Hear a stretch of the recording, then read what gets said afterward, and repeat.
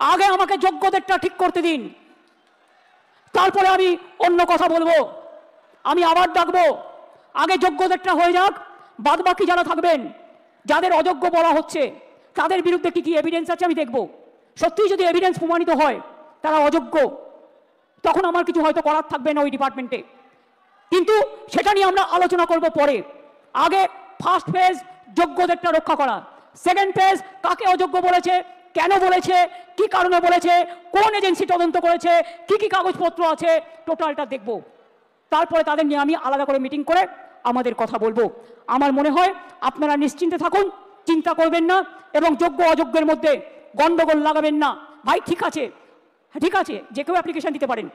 আমি এটাই বলবো, নিশ্চিন্তভাবে আপনারা বাচ্চাদের শিক্ষা দিন এবং যোগ্যরা যারা আছেন শিক্ষা দিন, শিক্ষিত করুন। বাদ বাকি যারা আছেন আমি বলেছি তো পরে কথা বলবো, তাদের সাথেও যখন সুযোগ হবে আমি নিশ্চয়ই তাদের কথা শুনবো।